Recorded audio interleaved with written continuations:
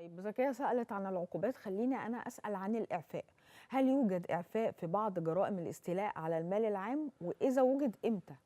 المادة 118 مقرر به من قانون الإجراءات قننت هذه المسألة من قانون العقوبات مم. قننت هذه المسألة وأجازت للشركاء أو يعفى من العقاب الشركاء الذين بادروا بإبلاغ السلطات مم. بوقوع هذه الجريمة. لكن هناك شرط في هذه المسألة لكي يكون الإعفاء مجدي لأثره في هذه القضايا.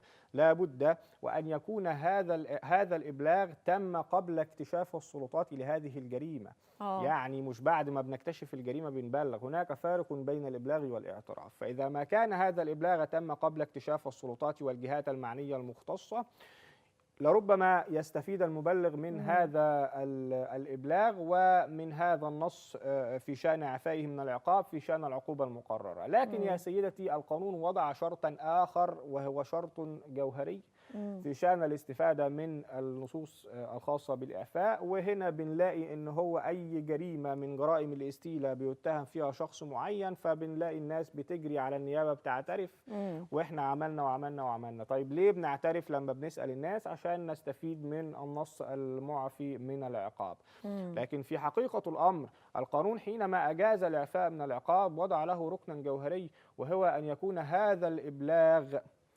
يؤدي إلى رد الأموال.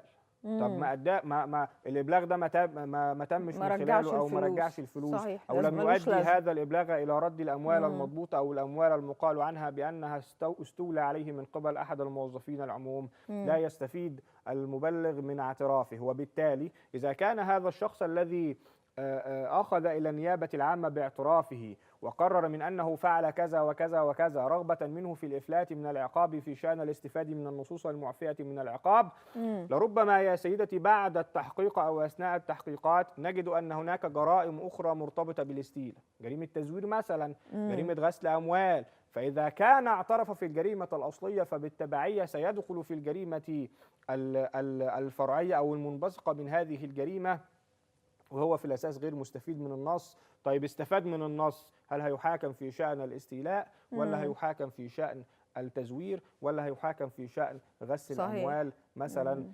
كفرضية قانونية؟ فهذه المسألة وهذا الاعتراف له شروط قانونية لا بد من النظر فيها أولا قبل الإدلاء بالاعتراف، لأن مم. ده أمر خطير بالنسبة للمتهمين، وقعه طبعا. صعب على المتهمين في مثل مم. هذه الجرائم. أكيد. طيب هل يجوز للمتهم أو هل يجوز لمن اتهم في هذه الجرائم الإعفاء من العقاب بعد اكتشاف السلطات؟ احنا قلنا لابد أن يبلغ قبل قبل ما اكتشاف يكتشف. السلطات. تمام.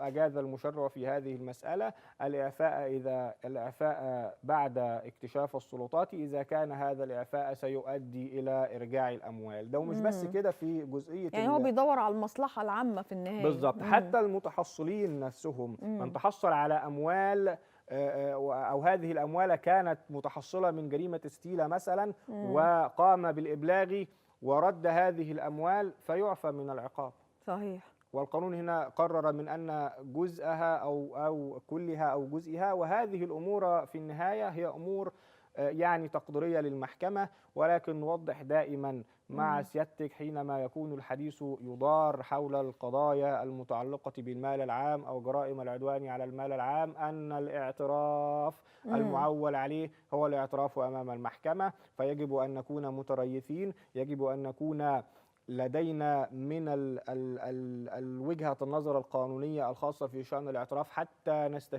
حتى نستفيد من النص دون أن ندخل في إطارات أخرى وجرائم أخرى لربما تظهر فيما يخص التحقيقات أو بعد الدلوف في التحقيق، فنكون معرضين لا محالة إلى العقوبة مرة أخرى. طيب.